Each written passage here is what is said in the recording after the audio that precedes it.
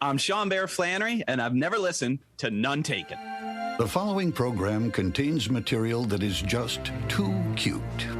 Viewer discretion is advised. It's a nice little treat for anybody who listens to the Adam Burke episode on the Patreon. Yes. With Sean Flannery. There's a good Sean Flannery story at the end of that. There is. There was long-time listeners. It's been a couple of years since we had Sean on. We should get Sean back on the show. Remember when I met him at Brido's book signing, and he was like, he thought I was a comedian. I was like, yeah, I made it. I made it. I do remember this. That keeps happening to me. They're like, they treat us comics good there. I'm like, Yep, I'm one of you. Yeah. All I got to do is just get up on the fucking mic, man. Like, you can do it. I can't do it. You know what, Alan? I'm gonna invite the listeners to egg me on. Okay. Also, if you want to listen to the Adam Burke episode, check out our YouTube channel. You can find it there. Yeah. So we are going to post that on the YouTube channel now, Yes. and then, or at least by Friday. Well, I'm going to post it tonight, tomorrow morning, if it's The already Patreon, done. you'll have it. You'll have it. Yeah, it'll be on the Patreon, Yes. but for all the plebs that are hearing, so Friday when you guys are hearing this, there it is. It's already on the YouTube channel. Yes. I feel like David Cross in the pre-taped call-in skit from Mr. Show. Yeah, that's a good skit. Okay. Anyways, can you explain it again? Because I'm lost. I'm sorry. I was filling my head with Iran, Trump's. Okay, so we're gonna. By the time people are hearing this show for free, Yes. the Adam Burke Patreon interview. episode will be on YouTube. Yes. And it's the only thing that we've ever pre-released on YouTube before. Right. Normally, that's where you can also get the show with the private RSS, but this will be on the public YouTube. Yes. People will Okay, be able can to we move watch our interview with Adam Burke on YouTube. Are you ready to move on? I'm ready to move on. Okay. Now, something big has happened, or we were promised that something huge, YUGE, was going to happen. We were very looking forward to the fact that by 8:30-ish my time Central, Trump's statement to the nation Address to the nation, yes. would be concluded. We were talking about a little bit in the hidden track while it was going on. We kept waiting for it to get to something to be the significant thing that was promised to be. So it has been concluded, and Alan is here to recap that with great detail to us. Right. What is So it now, that he just said? caveat, I didn't watch it yet because, we were podcasting. Right. I've just read updates. The speech has now wrapped. And as far as I can tell, Did he have a ceasefire and a deal announcement with Iran? That was the big... No. In fact, it seems to be just a bunch more of the rhetoric we've already seen him post on social media. So April 6th is still the date? Like, if they don't listen, we're going to nuclear bomb Iran, apparently? There's no update as far as a ceasefire or a different timeline or anything like that. It's just we're going to keep bombing them into the Stone Age, apparently.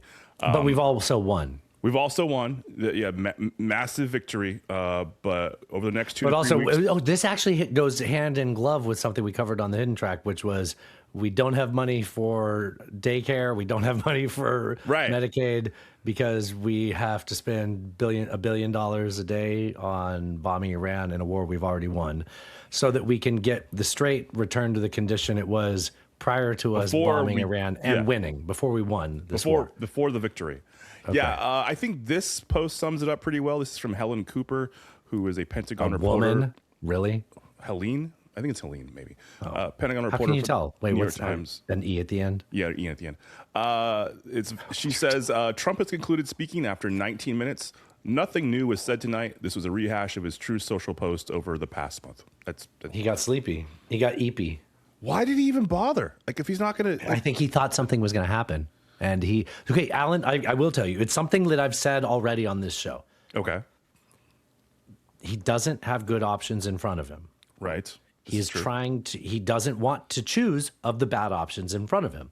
In his entire life, he's been able to manifest a new reality. He is doing his best to say, Wednesday night, we're going to have a big announcement. And then by Wednesday night, something will have changed, or he can create the conditions. Conjure something, yeah. Yes. And it's just not working because he's fighting against the ancient Persians, Alan. And he has learned nothing from history. No. And all the people that are around him that should have told him anything, he's either paid them not to talk to him, or he's only paid people that say yes to him. That seems right. All right. Well, we didn't mean to get into Alan. Normally, I ask you a funny question to start the show. Oh, funny. A funny question. Well, actually, it's not really a funny question. Well, I think it's interesting. I think it's a fun one. This is fun. We'll go with that, okay? Okay, let's go with that. Are you a Drew Barrymore fan? Yeah. See, okay, you're a couple of years older than me. Just a couple, right? Yeah. I feel like I'm right on the cusp of the age where I'm supposed to have had a crush on her. Oh, I definitely did. Yeah. See, I didn't at all. Okay, yeah. There was one movie where I had a crush on her. Okay. Which one do you think that is? Oh, I don't know. I'm thinking like 50 First Dates. No, it's probably before that. No. Okay, wait, hold on. Let me go back to the question, and then we can go back to that question, okay? Okay. So the question I wanted to ask you is, what is the least problematic Drew Barrymore movie? Because 50 First Dates is a movie about a man who habitually has an oddly consensual relationship with a woman every day. Yeah. It's I weird. get it. It's a love story. He makes her fall in love with him every day. Every day, Not every right. day, right? It's not every day. They skipped a lot of days. There's probably days where he's like, yeah, you don't know this, but you're the Queen of England. We're gonna go fuck. I'm the king. I'm the king of the world. You're a peasant.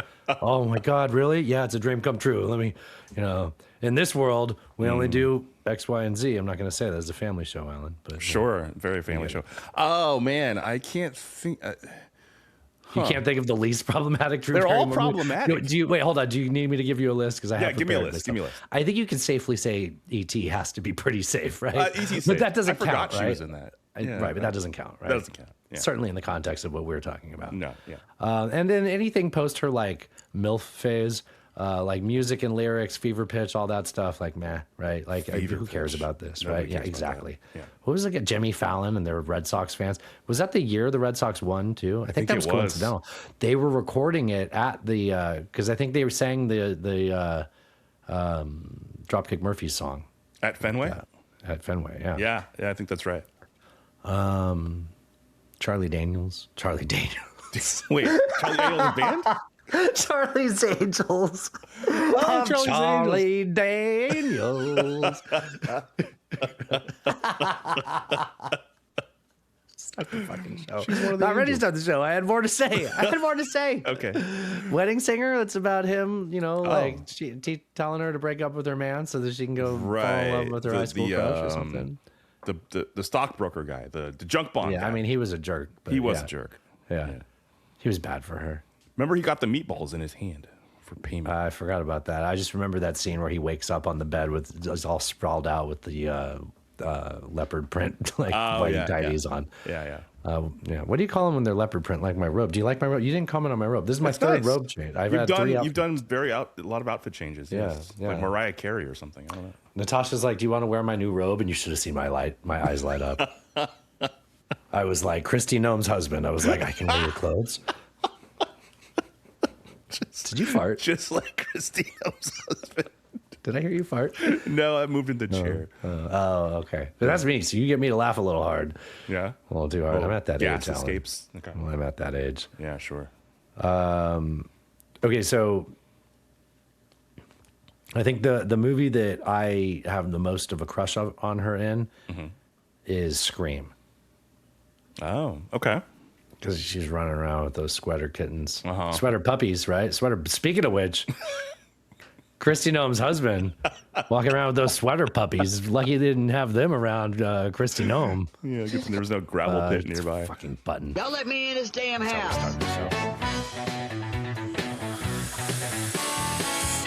Welcome to the Friday Headlines Roundup edition of Not Taken. I'm your host, Cred. Right over there's Alan. We're here to talk our headlines at you. Alan's wrangled them up and curated them, and we're here to talk headlines. Because every week, we watch way too much news and listen to podcasts, and we're here to talk them at you. Because it's none taken. Every week, we also do this. So, another Friday is upon us. What'll you be doing, Smithers? Something gay, no doubt. What? You know, lighthearted, fancy-free. Mothers, lock up your daughters. Smithers is on the town.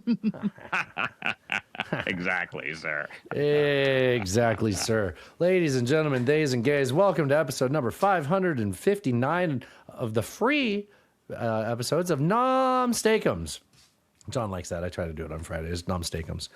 Welcome to Nonsteakums. If you'd like to support None Taken, you go to nonetaken.horse and you can join the Patreon there. Here's a couple of things. I will always look like I'm going to ask you to join the Patreon because the best thing you do is join the Patreon. I, for a long time, wasn't a Patreon guy. It took a lot for me to kind of get over that hump and join Patreon. I feel like I'm talking to people that are just like me. They're like, I don't know if I want to join the app. So like, go to nonetaken.pod.com, click on that. It's going to set you up to join Patreon and then join None Taken. If you're already on Patreon, well, then just click on it. Pick a price that you're good with. We start at $3. It's a good fucking deal. Is it $3? Is it $5? We did whatever the cheapest thing that they $3 is our. It's $3. Okay. $3. And but here's the deal. Okay, I will talk to the people that are. I totally understand. Times is hard. It's a rough world right now. If you can leave us a 5-star review, we don't talk about that enough. Please leave us a 5-star review. It makes us look good on the apps, fight the algorithm.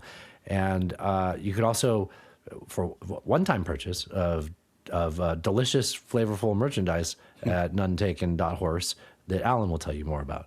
Yeah, absolutely. Nonetaken.horse is a real website. It is.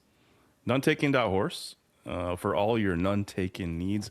By the way, I have to congratulate you for hitting the post on that intro, dude. You just nailed that shit. That was very. Yeah, I decided not to read it. I just figured I could work it out. Yeah, thank you. Nice. Good job. Good job. Yeah, head over to nonetaken.horse. All your None Taken needs.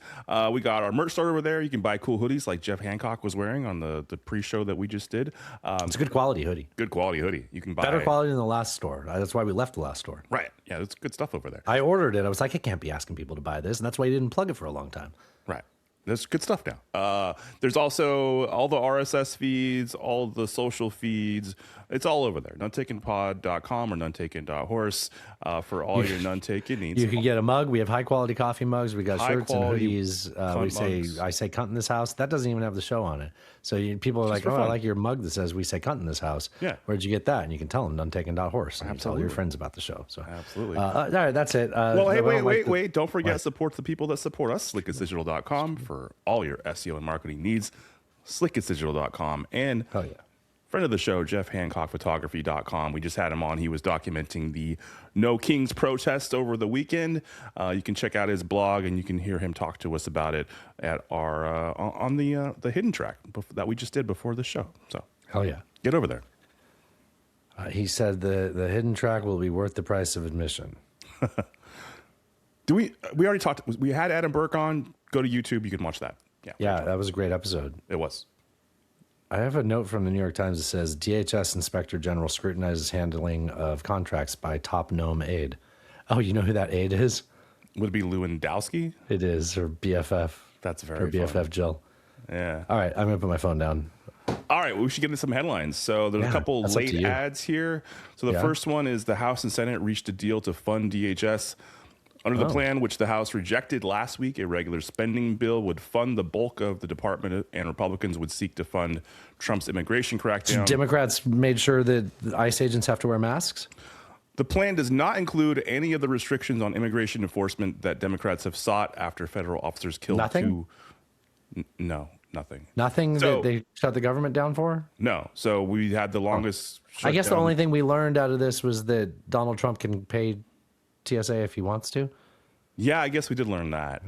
But essentially, yeah, nothing. The real shutdown is about the TSA workers that got fired along the way, that quit along the way. It's the journey, not the destination. It is. Yeah. Okay. And the ICE agents got to give out water. God, what else would they have done, right? I mean, what was the point of any of it? Like, it's just...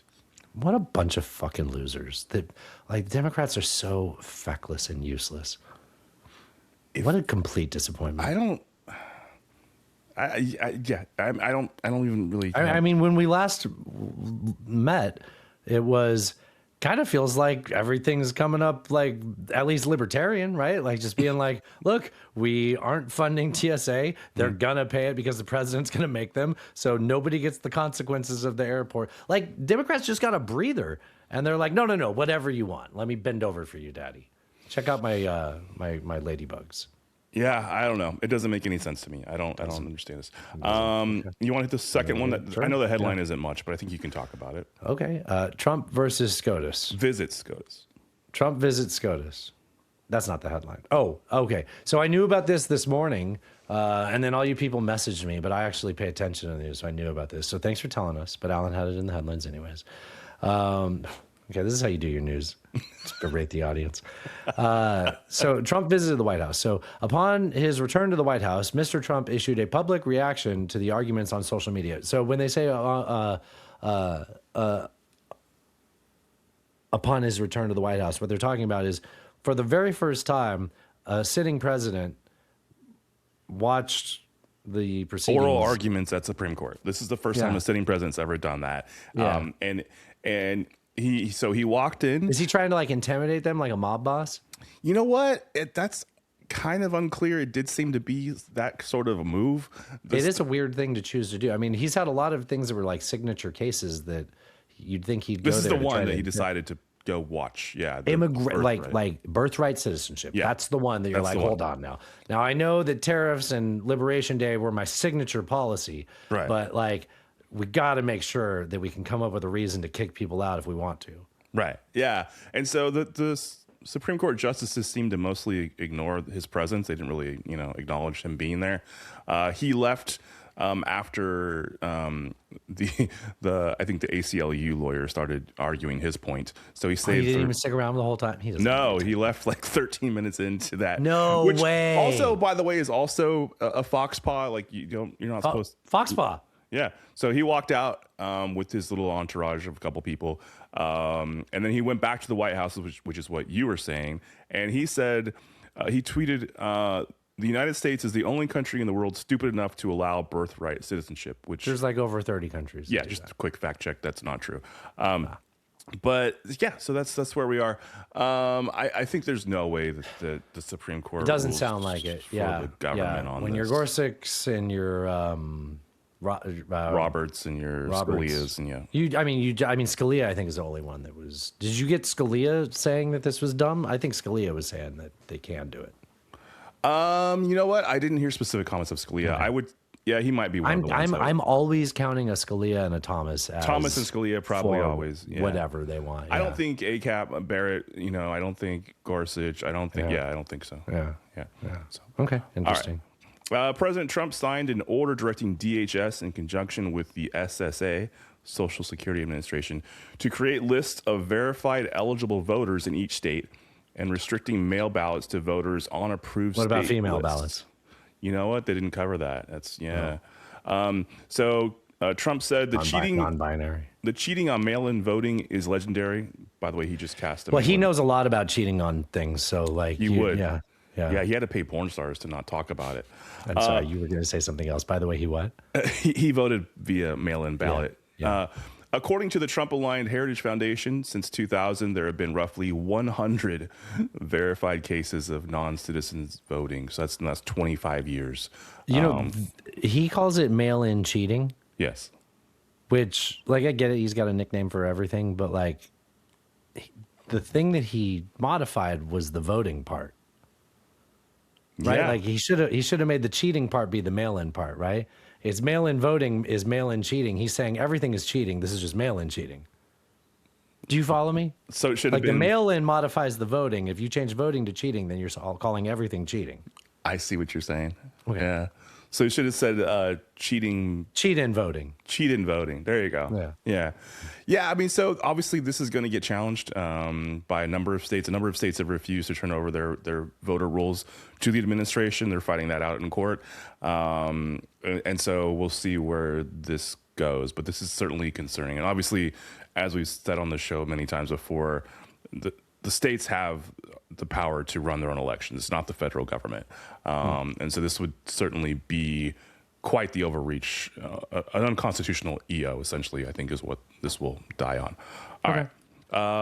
Number 4. No, maybe hold on. So the main concern, though, is the same thing we said last time, which is the states are supposed to control the voting. Like the concern is make the voting federal. And as we said the last 3 times we've talked about this, Republicans don't want this. The president is the only person that wants this because he's afraid of what will happen because he will be impeached. That's the only thing that he's afraid of. People that are actually party members that want to actually keep their jobs, that can keep their jobs by just being Republicans and appealing to conservative voters, not being Democrats, right? Like if you're a conservative candidate and you're in a county that is conservative and your opponent in that district is a Democrat and nobody wants to vote for a Democrat in that town, at some point, MAGA will be a liability for you. And those people are going to want to distance themselves from him. He is trying to change the way voting takes place so that he can be safe, but it's going to impact them when there's a Democrat president that now has control over this now federalized government system. Yeah, and I think got a little lost in the weeds at the beginning of that. No, I think that's correct, and I think that you're seeing some fractures in the base here, where like I had a fracture in the base.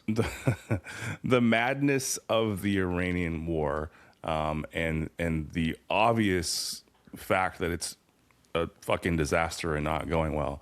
Yeah. And he comes out and does a 20-minute address the nation speech tonight and doesn't address. This is the note. This is the note from the New York Times before the address started. Watch live. Trump to speak to nation about war with Iran. The president is expected to say it could end in a few weeks after days of conflicting messages. He didn't say anything. He couldn't even stay on point, right? Yeah. Like they send out a press release like, okay, go say it, Donald. And he's like, fuck them. We bombed them. We won. Open the strait. These cowards won't fight with us, but we also can fight by ourselves, but we need them. Like, sorry, you were saying something else. I'm so sorry. No, I think that's fine. Why don't we head to number 4? Well, wait, while you were saying about the fracture in the base, yes. We never talked about it in the hidden track. Do you want to talk about the Alex Jones clip from today? Yeah, I thought, okay, yes, absolutely. Oh, wait, did we talk about it in the show? I don't know what? I don't know if we were recording when we talked about it. Maybe we weren't. So Alex Jones had a clip that came out today that kind of went a little, I don't know, viral, but I saw it on a number of different newscasts where he said he does not necessarily represent the base anymore, but he represents the old guard of the base, right? Well, and he's been like kicking and screaming to like not let go of Trump as his avatar because he's tied himself to that so handily. And today he said, look, Trump's lost it. He talked about sort of his lack of mental acuity, his health issues, and said he's talked about his ankles are 3 times the size. Right. He says that's called heart failure, which I think heart failure is a little bit more acute than that. But. Yeah, essentially he said, pray for Trump. That's the best we can do, but we got to move on. That was kind of the takeaway. I mean, that's significant to hear people like that say that. I mean, we'll see what he says. Now there've been people when he sobers up. There've been people on the right who've been saying that already. Like even Carlson. Yeah, but I don't have it. Like it's really easy for Nick Fuentes right now to say you should vote Democrat, and in November. Right. Yeah. But I mean, so is that significant? I think it's a little significant. I think it's significant, but I also think that there's like we are talking about Nick Fuentes because he said something outrageous. Right? And I don't want to like say that Alex Jones trying to unhitch himself from Trump is necessarily like just the base completely falling apart. Or even like Joe Rogan. Joe Rogan had some comments too saying this similar things. But like it's something. It's not nothing. Yeah. And those guys played a part in getting him elected in 24. And so I've heard people talk about Joe Rogan doing that, like making the face that dogs make when you throw the ball and don't throw it. Like what? Yeah. I thought we were here. Like there's no ball here? Yeah. Yeah, okay. I mean, I guess that's what these are left-wing jokes. They're not that funny. Okay. President Trump said, you did that? Was my turn? Number 4? Yes. The president, nope. The Supreme Court ruled 8-1 that lower courts should have applied strict scrutiny to determine Colorado's ban on conversion therapy for minors. That it violates the First Amendment, returning the case to the lower courts. So this becomes more of a state issue, is what it sounds like now, right? Well, I mean, we talked about this before, right? And so Colorado was asserting that this was a medical situation, and so I feel like they made the wrong argument. They could weigh in on this, and so their opponent was saying that no, this is a free speech issue, and that you're having a viewpoint discrimination, right? Nobody's being compelled to have to do this. Under that, I mean, that was my argument when we talked about this. Like, I prefer that people don't go down this path, but nobody has to be compelled by it. People that are in bad situations will be routed into this. And I don't know that you need to make a federal case that people that grow up in Mormon households need to be prevented from their families being cunts to them in that way. I don't know. Maybe, I mean, I prefer that not to happen to them. And the thing is that even with the law as it was, you could still, like, religious ones had exemptions, right? Yeah, so all the ones that would actually make you do it were already exempted from it, right? And there was like there'd never been anybody had been brought up on charges based on this law. Right. So it never happened. I feel like this is more upsetting than it is like in reality upsetting. Sure. Yeah, I agree. Like I don't know like what the actual impact is that. It sounds like there wasn't much of an impact to it in the first place. Right. And I mean, you should see the Supreme Court acting as like a speed limit on things like that. And I don't know that this isn't. I mean, 8-1 tells you a lot, right? Yeah, only KBJ was the only one that dissented. Everybody else was on board, so that's saying something. All right, federal judge temporarily halted. I just want to say one more thought about like my opinion on that. I would love to live in a world where we prefer not to do those things, right? Of course. Yeah, and I just think that like if we look at our constitutional law, the court is saying that you shouldn't tell people they can't, I guess. Yes. Yeah. Okay. No. Yeah. Free speech. Yeah, I agree. Sure. All right. A federal judge temporarily halted construction on the White House's ballroom project. We talked about this a little bit yesterday, but I have some quotes from the judge saying President Trump exceeded his legal authority and needs congressional authorization. So I have this judge quite verbose. A lot of exclamation points. A lot of really. Is this that judge from before? Like we've seen this guy? I don't know this guy. In fact, I think his name is like starts with a W. Anyways, it doesn't matter. So this is part of quotes from him. All right. As defendants have argued it, so long as the White House grounds are developed or occupied by buildings and structures, the president has complete authority to engage in whatever construction activity he sees fit. He continued, "How grand!" in exclamation points. And then he said, either way, Congress will thereby retain its authority over the nation's property. Wait, hold on. Was he typing like Trump? Is that what's going on? I don't know. This is just his opinion. Like the belief's opinion. This was okay. Yeah. He said, either way, Congress will thereby retain its authority over the nation's property and its oversight over the government spending. So essentially, he said that, look, Congress has always been the one in charge because they have the power of the purse. They've been the ones that have been in charge of these government buildings and what could and could not be done to them. And so you're overreaching here. Oh, Leon. Presidents were always allowed to make like minor changes. Like, yeah, but not like this. Yeah. Yeah. Lieutenants. You can put up some pictures, but you can't, He even said at one point, like, if the way the defendants are arguing it, like essentially, you could build a skyscraper here and replace the White House and call it, a day, right? And he's saying like that's certainly not going to be allowed. Call it a bidet. Call it a day. Oh, thank God. He said the national trust interest in a constitutional and lawful process will be vindicated, and the American people will benefit from the branches of government exercising their constitutionally prescribed roles. And then he said, not a bad outcome, that. Like he's a cheeky lad in the UK or something. I don't know. Weird. I thought it was fun. Okay, now this is not permanent. No, and of course it's already happening. Like it's like, yeah, well, he already tore it down. Right, like you asked permission afterwards. I don't know. Yeah. And I think Congress will probably be like, yeah, sure, Daddy. Like go ahead and do that. Right. Yeah. But at least they're making. Because they haven't. It's not like they killed someone in a minivan. Yeah. Hypothetically. Yeah. Or shot somebody in the back after taking his gun from him. After they took their, that's a good point. Forgot about that part. There's also that part. Yeah. That part. All right. You want to hit number 6? Yeah. Six. NASA's Artemis launched this afternoon. Woo! We're circling the moon. Not yet. We're circling the Earth right now, but. Yeah, that's a good point. There's 2 stages in this. Yeah. 10-day, I was just trying to quote Jim Carrey in Dumb and Dumber. Yeah. So 10-day journey. It's going to send astronauts around the moon, hopefully.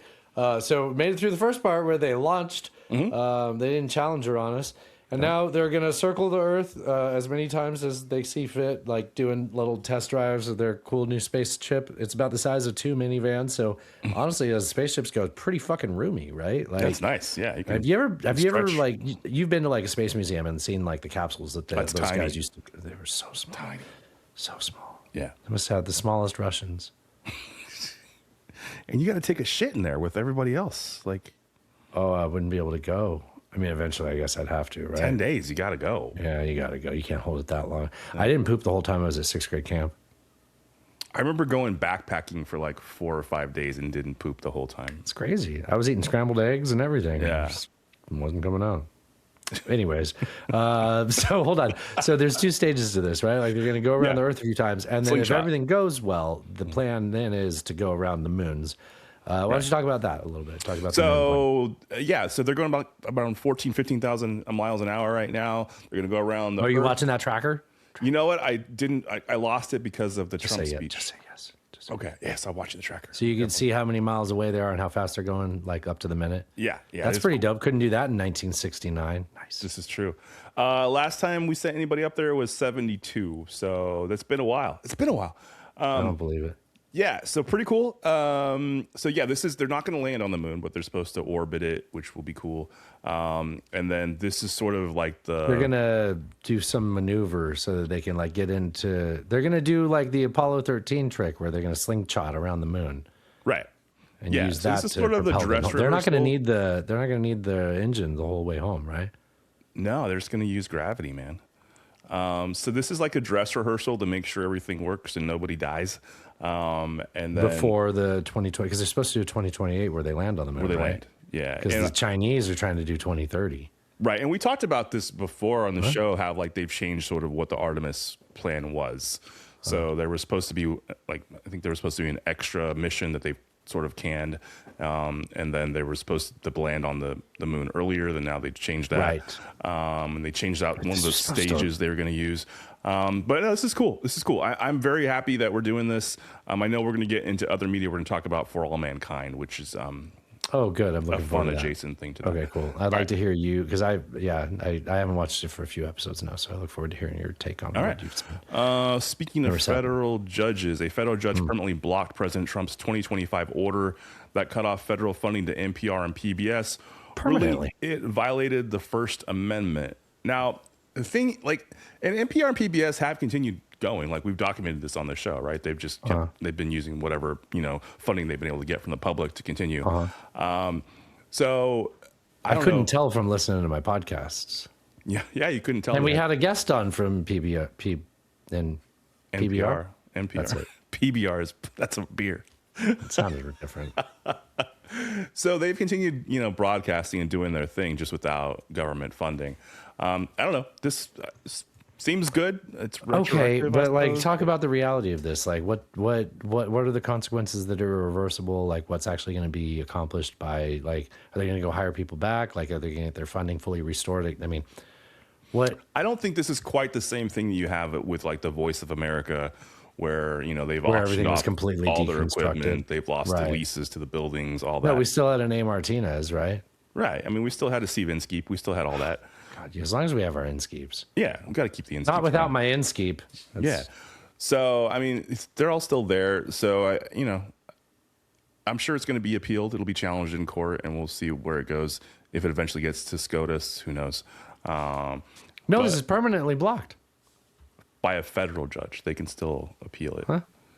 They can still appeal it. How? It's permanently blocked. That doesn't mean it can't be appealed. What the fuck does permanent mean? Permanent means permanent as long as it doesn't get appealed and overturned.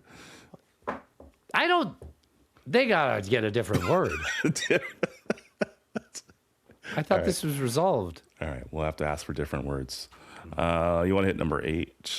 Sorry, we just talked about Iran war. So an Iranian drone stroke hit Kuwaiti oil tanker a couple days ago now in the waters of Dubai. President Trump reportedly told aides he is willing to end the U.S. military campaign in Iran without reopening the Strait of Hormuz. We've talked about all of this. We can move on. People hearing this on Friday. U.S. gas prices. Who knows what's happened by then? Oh boy, I can't wait for you to tell me when you heard this, what has happened in between then. Please message me and actually call us, and we'll play your recording on the next show. There you go. And then people will listen on that show. And they'll hear. Yeah, and we'll play your recordings, and you can talk to each other that way. It's going to be like a hall of mirrors. All right. U.S. gas prices rose to an average of $4.02 a gallon per AAA was data. Very slow. I saw the New York Times had a map of the whole U.S. and what the average price was. California was $5.89, dude, which is that seems like very California prices. Honestly, is that even high for California? That's high. That's high. Yeah, okay. Yeah, you're at 3 something out there. That's pretty. Not happy.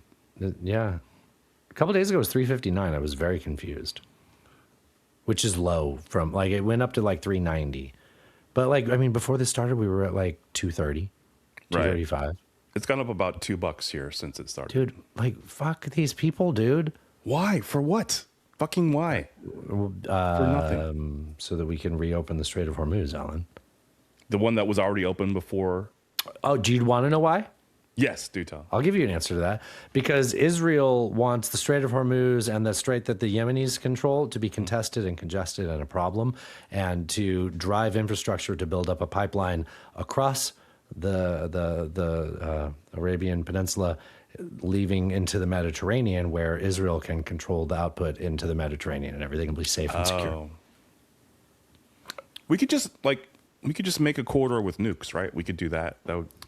That was I know, because that was a fun separate story, but like, can you like entertain what I'm talking about? Like, that's not even like, is that anti-Semitic or conspiratorial to say that? No, I don't think it's either. What if I told you there's a clip of Bibi Netanyahu saying exactly that? I would believe you. Can you play it? I don't have it on me. Oh, okay. I'll put. You know what? I'll make this a clip and I'll post it here. Okay. Right here. All right. There we go. Sweet. All right. Number. Gotta write that 10. Down now. Can you talk for me? Sure. The White House said President Trump will meet with Chinese President Xi in Beijing May 14th through 15th. So he was originally... They were going to do this at the end of March. So they just moved it to April 14th? May 14th. May. Oh. Yeah. Actually, I think it was supposed to be this weekend. They were... Yeah, it was. Yeah. Pushed it back because they had a little war. But that's weird because they planned the war. You think they would have like... You'd think... They would have, that would have shown up on the calendar to be like, there's a conflict here. Hey man, I got a really big meeting at the end of, can we make sure this, Mr. Trump, it'll be over in a week and a half, 2 weeks tops. Don't you worry about it. And the Chinese are going to love it. Because like when you try to schedule two things at once on Outlook, it'll tell you, it'll be like, nah, there's a conflict here. You can't, you shouldn't. Get me better. Okay, hold on. You're trying to piss me off about our previous guest? No. Okay.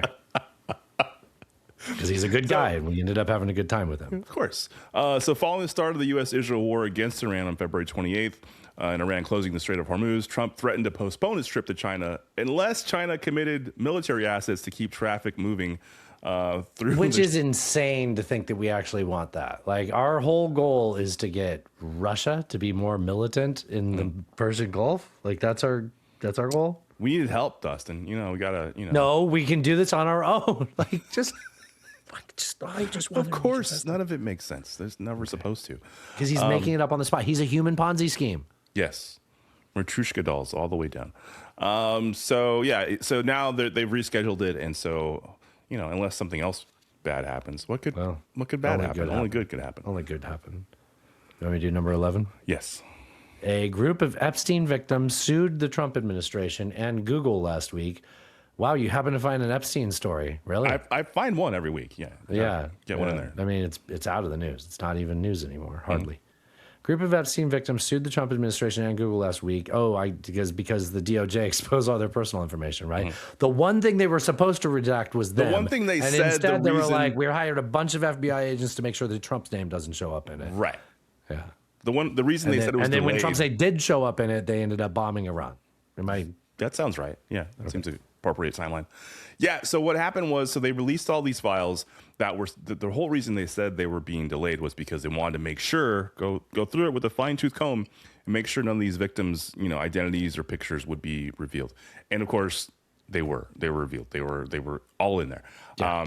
And so people started graphic pictures. Yes. Of them, yeah.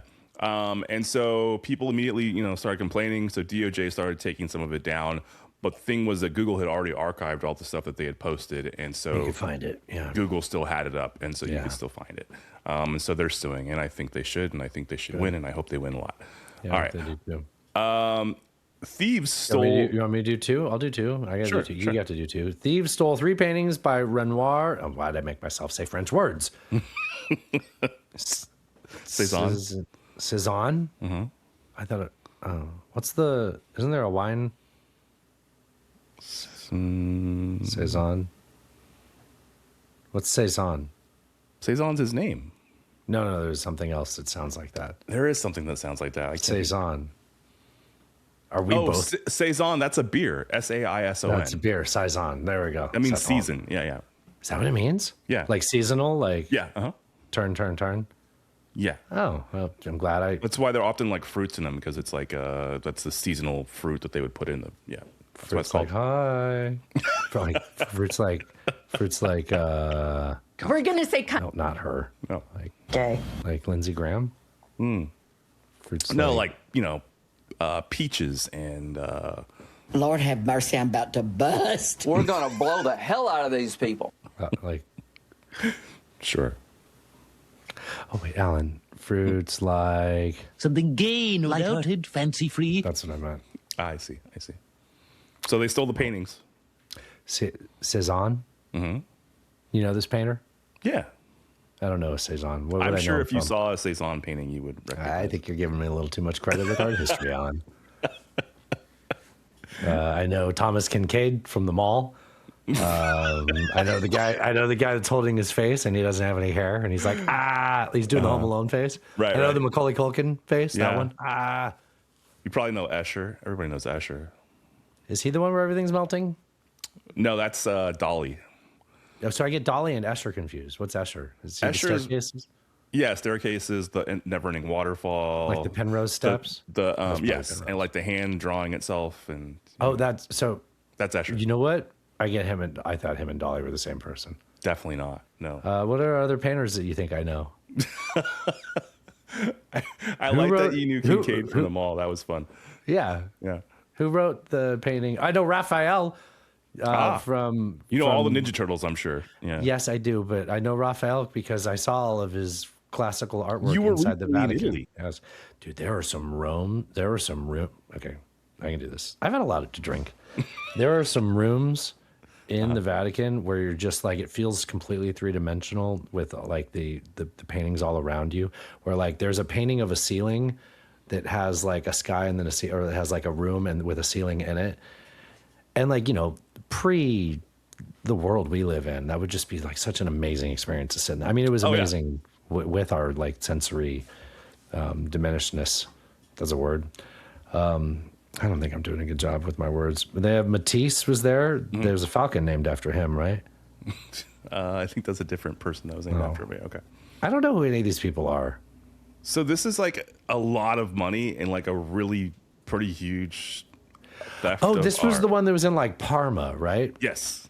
Okay, so these fucking Italians, Alan, they were like, they were like, let's not tell anybody, and maybe we'll be able to find them. And like, days went by, and people were like, "Hey, I noticed you were getting these paintings like retouched or something for a while now. You got an answer?" They're like, "All right, fine. Somebody stole them. Mm-hmm. Somebody stole them. They escaped through the garden, Dustin. That's what that's what they said. they stole. It's so like the thing at the Louvre. The thing at the Louvre last year was hilarious. Like they had that truck with the ladder and stuff. Yeah, but it was pretty cool. It feels like all of these institutions that we thought were like had all this super high tech security. Yeah. Clearly that's not the case. And people have figured it out and they're just like, I don't know if we're going to go to the Louvre when we're in Paris, but I think I want to go visit the place where they put the truck. You should get a picture next to that. Yeah. You should definitely do that. Yeah. One of the security guard was there like, "Hey, I'm not going to shoot you because, like there's insurance reasons or something, right?" Yeah, they had rules, just like retail security guards. Like, I can't tackle you. Yeah, please. I can't. Yeah. Please don't hurt anybody. Please don't hurt anybody. You're there just to report, not to actually. Hey, was there anything that we've said that could be a show title? Because we're pretty far into the show, and I don't have anything on here. Oh man, Not Without My Inskeep can't be the name of the show. We've been doing so much podcasting. I know it's been such a day. All right, 14. Yeah, I think that's me. Iran-linked hackers. That's your turn. Okay. Iran-linked hackers claimed responsibility for breaching FBI Director Patel's personal email account. I don't know. This was. I'm so glad this got forgotten because of the fire hose of news. Right. This was hilarious. It's pretty funny. Now, realistically, what seems to have happened is that they hacked his email a long time ago. I'm talking years ago. And they sort of sat on the information until they thought it was a good time to release it. Like none of this was like current stuff. This was not when the emails that were hacked were not when he was director of FBI. It was prior to that. I think most of the experts agree that this was just shit they had already done and just kind of sat on until they thought it was expeditious to release. That's kind of interesting though, right? It is. Like that he so we got to see all the dumb things that he like. Yeah, like there was a trip to Cuba I think he went on and and he was sitting in a chair looking like a dork. Yeah. He doesn't take good photos. He doesn't. No, he doesn't. No. He's not photogenic. He has that one with the eyes. Yeah. That's a good photo. Yeah. I don't know. I thought it was funny and amusing, so that's why. I'm glad that you made sure that we didn't forget that. Was almost memory hold because of everything that happened. But that was legendary, man. Like I love that was a fucking thing. Yeah. All right. 14. The Treasury Department said President Trump's signature will appear on future U.S. paper currency. This is the first for a sitting president. So, no president has had the gall to be like, I need to write my autograph on there. It's not even surprising that he's doing this. It's not even shocking or upsetting. I think the only takeaway that's come from this is to honor him, we should all use his favorite pen to redact his name from it. We'll put Sharpies across his signature. We'll have a good time doing that. Look, I mean, I am the dollar daddy, Alan. You are. So when Natasha does her shows, we go to the bank, I got you, dollar daddy, got you. You did. You got me. Okay. So I am the dollar. I think we might have found our show title. I am the dollar daddy. And we go to the bank before her show and we get a bunch of cash and I, wrap them in bands based on 10s and 20s and whatever the cluster of money is. And I'm going to look for the Trump signatures and I'll be sure to redact them in his honor, Alan. I think it's in his honor. Yeah. Absolutely. And we'll go through Sharpies. I will be sure to support the fine Sharpie Corporation. You know, one thing I've noticed, I've seen a lot more Office Depot branded Sharpies. And I think that office supply people are like, I'm not going to buy Sharpies. I've seen way too many of those. Interesting. Yeah. Interesting.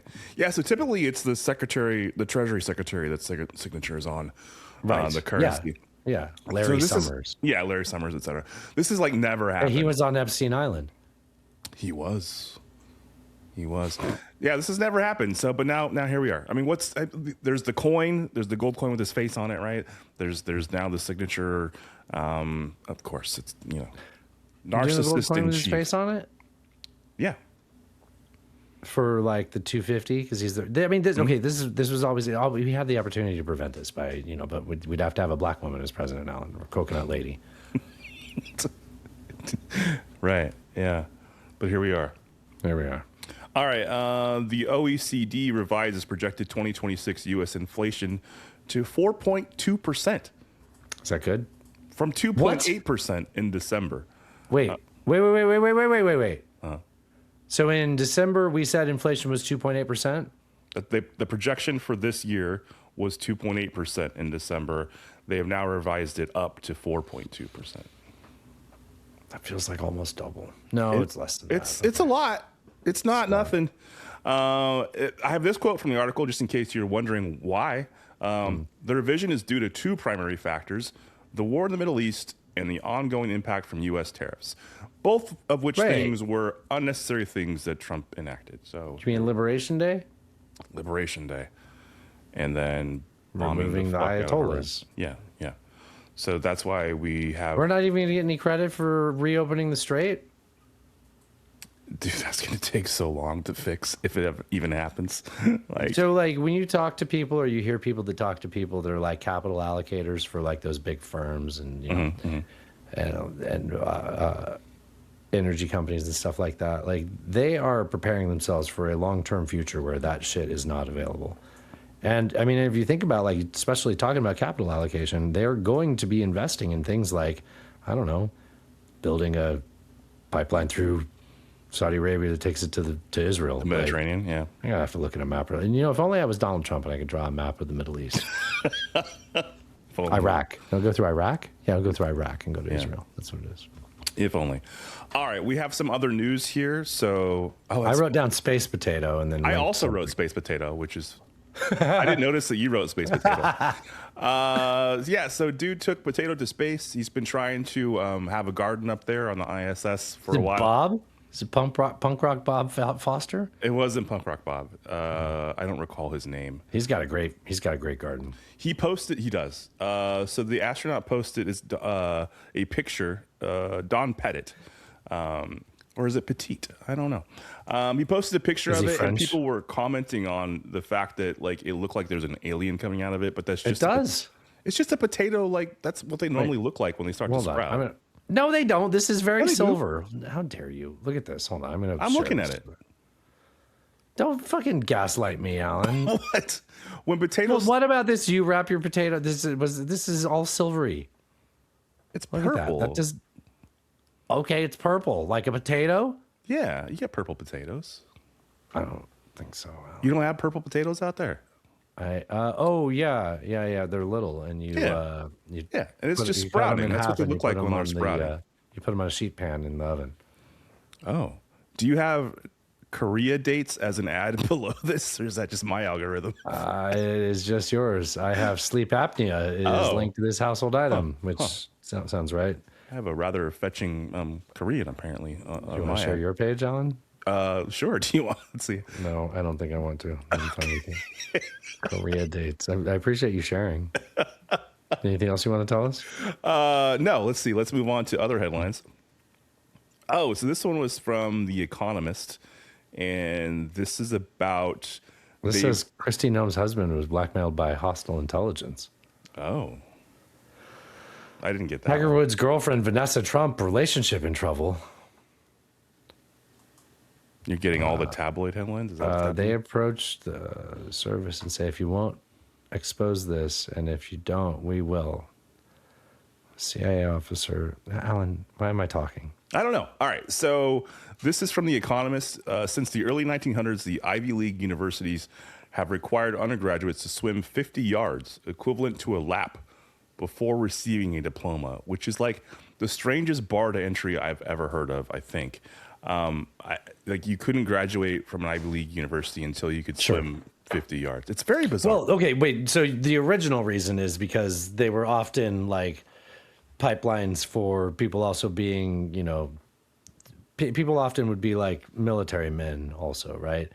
And if you were considered, an Ivy League man, you were like a well-rounded, full educational experience, part of that being, some sort of sporting education and, being able to swim at a basic level. That's all, not like at a certain time period, right?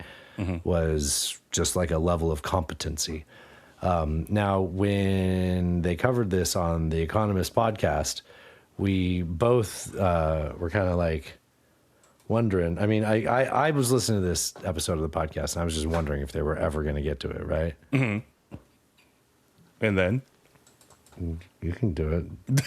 It's your podcast, Alan. What do you mean? Say what it. Do you mean?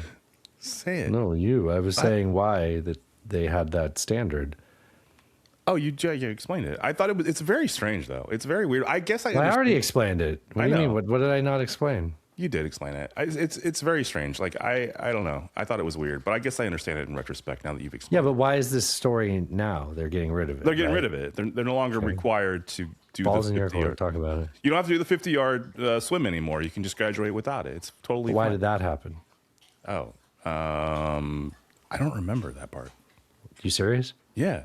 So the whole reason that they started asking people like, hey, do we really want to still do this?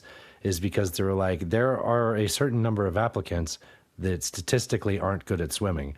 And when I first heard them start talking about this, I'm like, there ain't no way this story's gonna be about how black people can't swim. And then they're like, 1 in 5 black people can't swim. And this is kind of a racist applicant thing. And, you're kind of limiting.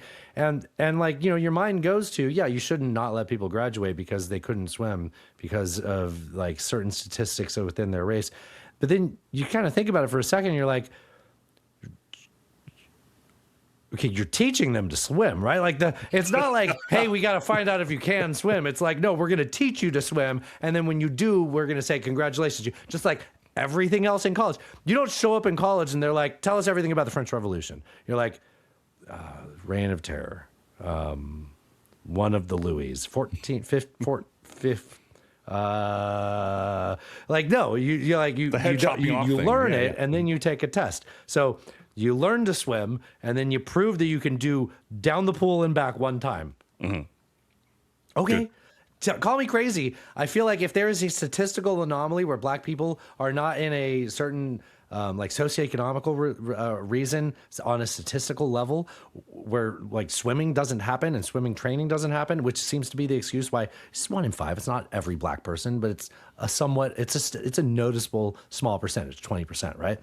You have an opportunity to teach someone how to swim that can't, And that's nothing. That costs you nothing. And it's not like we're not like, are there people that are really like, I was going to graduate from Harvard, but they're racist and I can't they swim. They would have let me.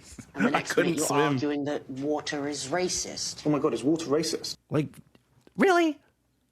So now they're just scrapping it. So now nobody in Harvard's learning how to swim, Alan. Thanks to 20% of the blacks. No? Were you trying to Boomer Max that? Were you channeling? I think so, a little bit of that. I just wanted to play the water. And the next minute you're arguing that water is racist. Oh my God, is water racist? All right, we have one more headline in other news, and this is polling shows a stark perception gap. 81% of Jewish Israelis believe the war will strengthen relations versus just 10% of connected U.S. Jews. Wait. Jewish Israelis? Oh, that's right. There are non-Jews in Israel. Yeah. So those two stories back to back don't exactly paint me in the best light.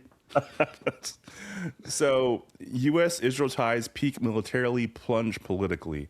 So basically what we're seeing is that while the U.S. and Israel are cooperating extensively, obviously, in the war in Iran and in the broader Middle East, sort of sentiments toward Israel at home are plummeting. And we've seen this for quite a while, but it's only growing, I would say, at this point, especially within younger people and even people on the right who traditionally would have supported Israel. We're seeing that support go away, and this could be an existential risk for Israel. Oh yeah, because the U.S. does so much to prop up that country and that regime.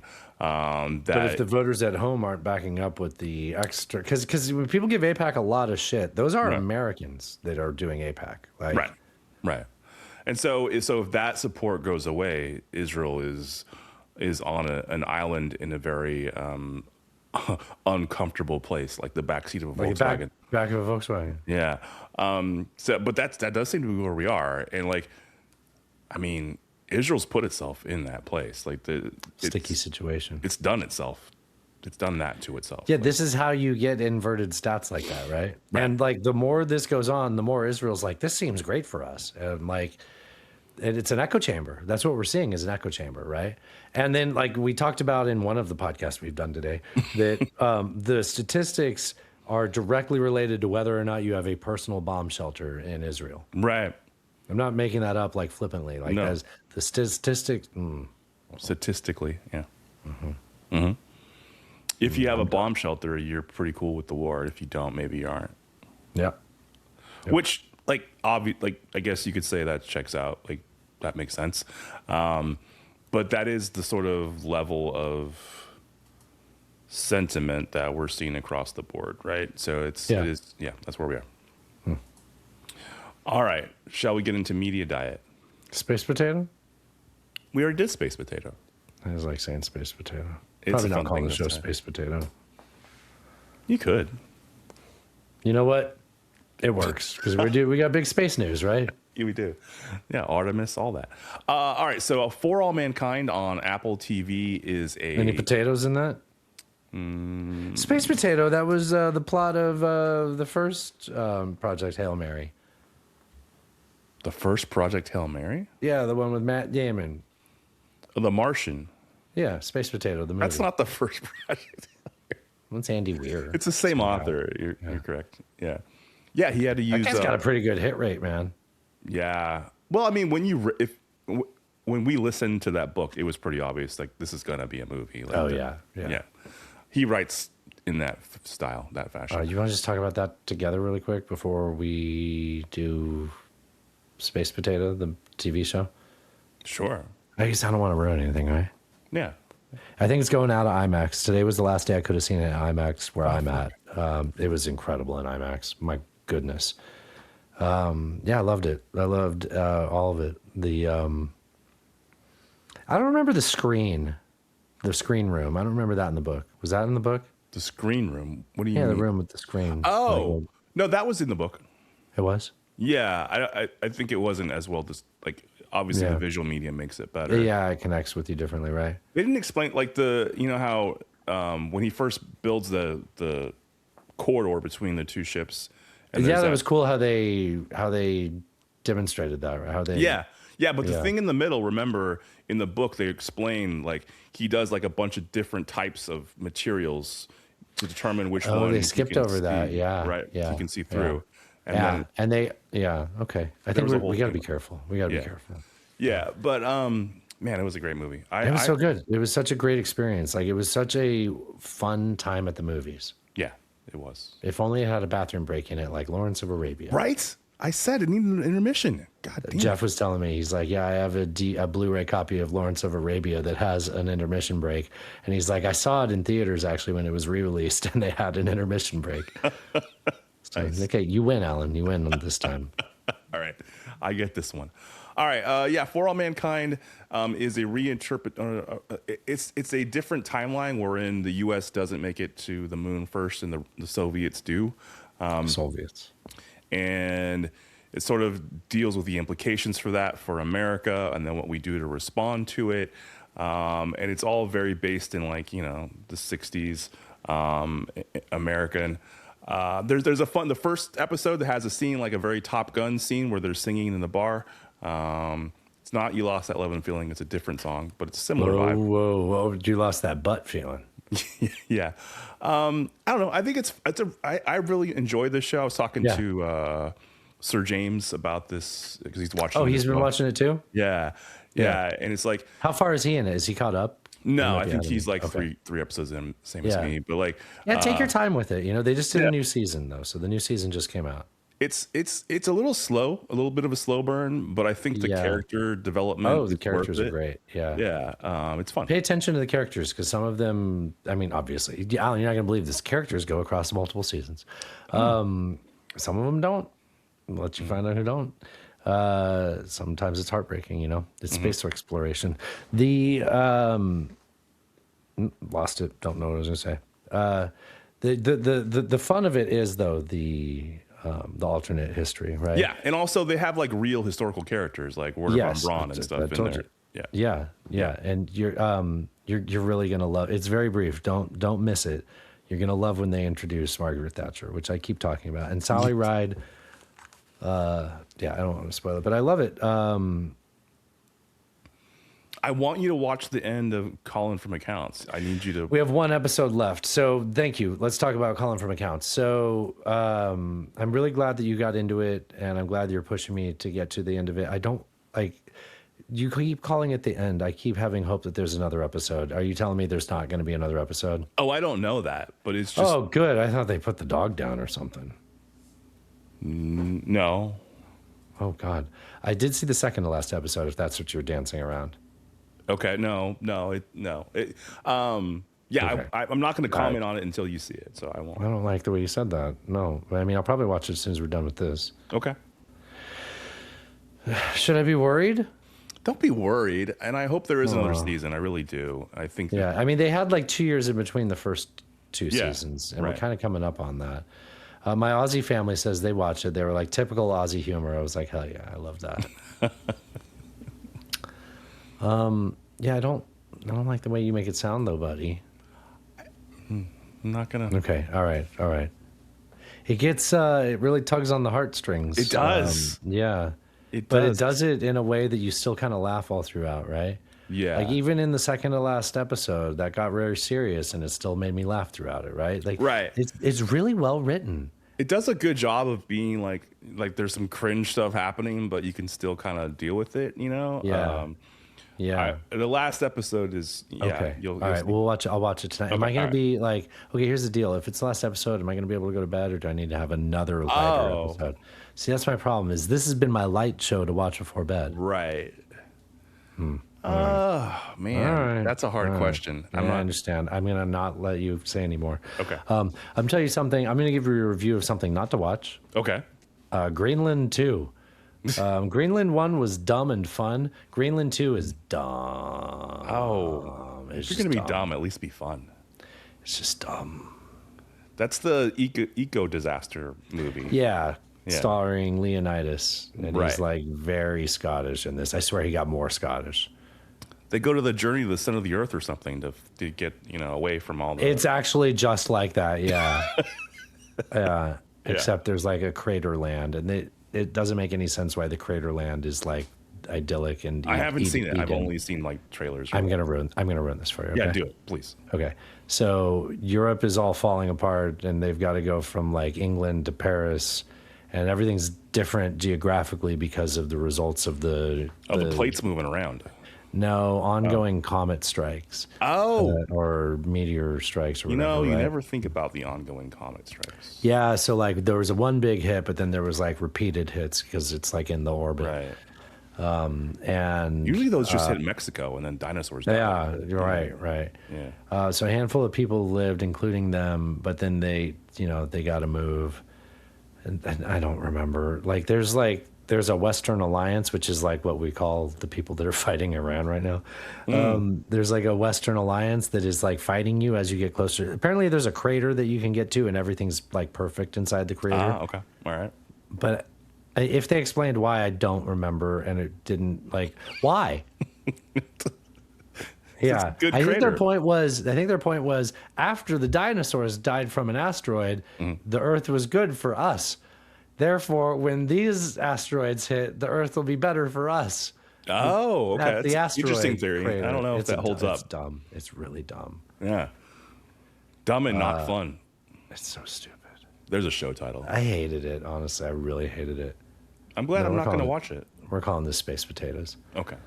I think I want to ask you a question, but I also want to stop recording. Can we just stop recording? I'm so tired. Your boy's tired. You have to play the song. Tired. You have to play the okay. I mean, will you be heartbroken if I just do this right now? Just press the button. All right, buddy. I will talk to you shortly. I think we had a great day of podcasting. We did. It took so much out of me. All right. Yeah, I had a long day at work before this too. Okay. I know it was a day. So button so far. Press the button. This concludes our broadcast day. Have fun storming the castle. Jeeves, bring me the battery acid. It's not for women. When a guy's banging you, don't let me in his damn house. Oh, how about that? Come in the name of peace. LMFAO. So what in the world is this? Trump's pee-pee. Why would you say something that stupid? I come without explanations or solutions. I'm a very sexy lady, cat turd. I will not suffer this harlot. How great! An anti-American Marxist. Ted Cruz, go fuck yourself. Read the news. China is asshole. God bless the United States. Now this is podcasting. Cheers. That was fun. Drive safe. Maga Delinda Est. There you go.